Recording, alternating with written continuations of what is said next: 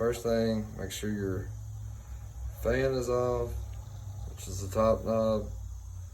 Make sure your flow knob is off. Air pressure right now is at 20 wide open. I usually close it all the way off.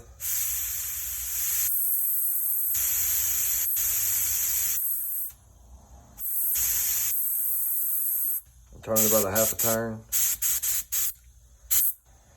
I'll take the flow or the fluid. I'll turn it like one little notch just to keep the tips right here from clogging up. Also, make sure y'all's tips are vertical, not horizontal. And then I'll crack the back knob, the fluid. I'll turn it about a quarter turn.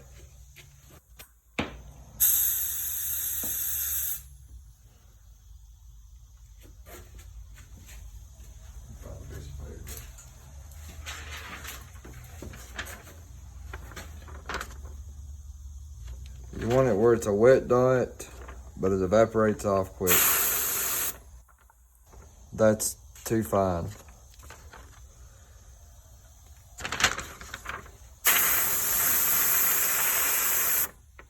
Still too fine. Not wet enough. Too wet. When it beads up like that, it's too wet. Turn it back just a hair. Still too wet. Just a little bit more. You want it to where when you hit it, it looks wet, and then it flashes right off. Now this is where you do all of your insides and your all of your inside parts of the handrail, inside the receivers, inside of lowers, inside of slides, and also use the same setup if you're doing stencils. I don't really open it up much more than that, even doing stencils. That way you don't have ridges and lines and everything like that. Except for I do turn the air pressure down a little bit more when I'm doing stencils.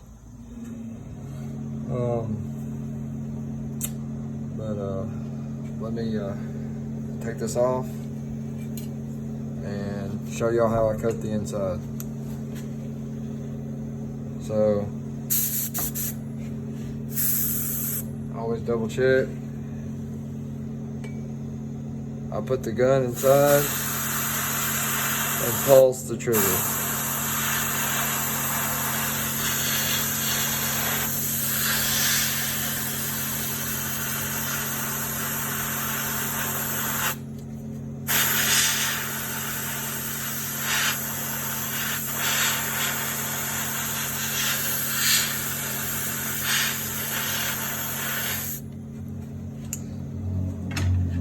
Probably gonna be kind of hard for y'all to tell, but if you look in the inside,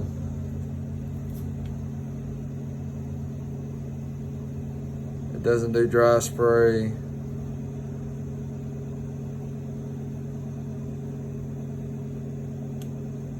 It's just a nice, good, solid form layer. And then to get farther down inside the rail, just kind of walk the gun around on the inside, getting as far as you can.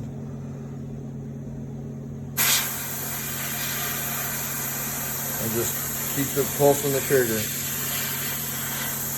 Whatever this don't coat, when you open the flow settings back up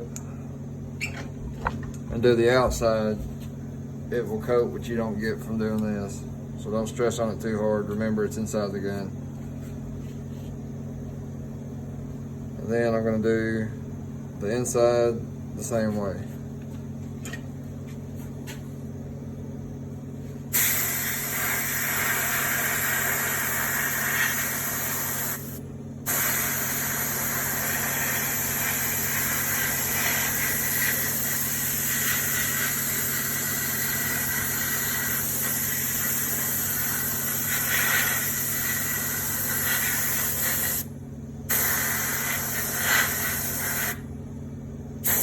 You can go ahead and hit the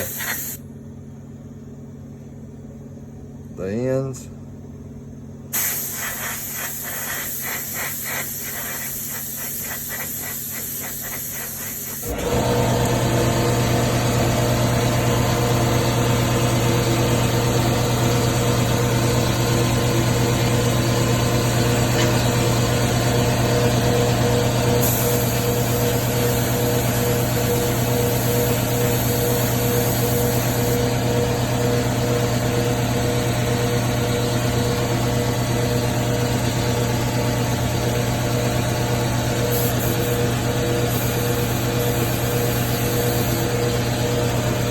Now I'm gonna open it.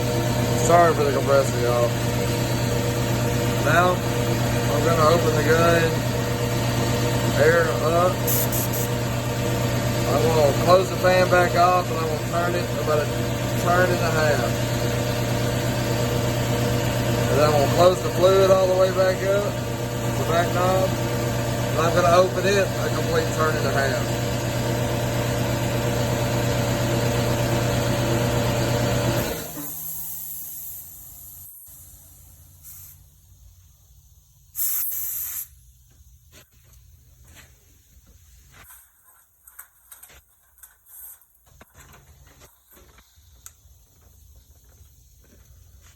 You want a pattern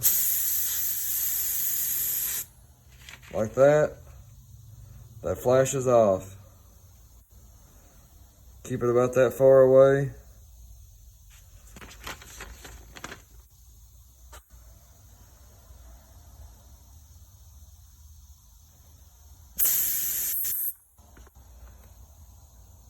And it flashes off.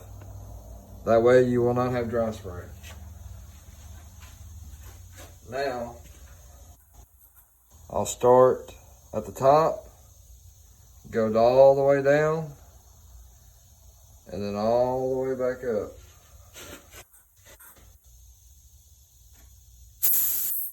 I usually like to start with the Picatinny rail part. Go all the way down, all the way up, 1/8 inch overlap, all the way down, all the way up, 1/8 inch, all the way down, all the way up.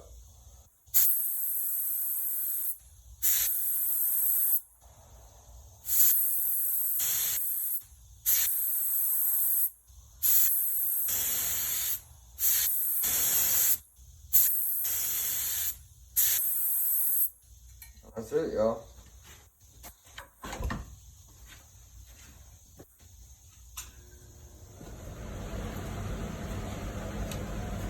I do let it set about 10-15 minutes. All this will level out.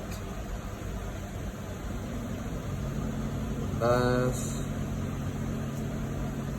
coverage. Inside and out has all been coated. Zero dry spray.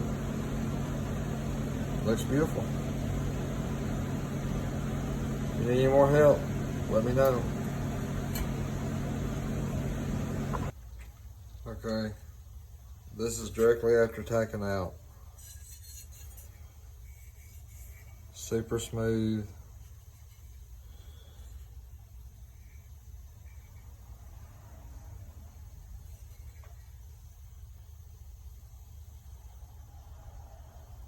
Inside's coated, both sides.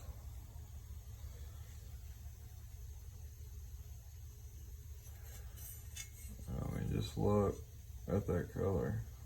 I mean, just perfect. Both sides of the Picatinny rail. That's a flaw in the rail. That's just old junk rail. That's a flaw too. But the paint, as you can tell, is super, super smooth. And this is desert sage, about 90% with about 10% chocolate brown mixed. Makes a beautiful, nice, flat, light FDE color.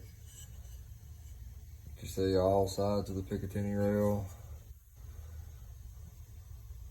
are coated, all the insides. top coated. And that's how you get a beautiful finish when you're done. Thanks.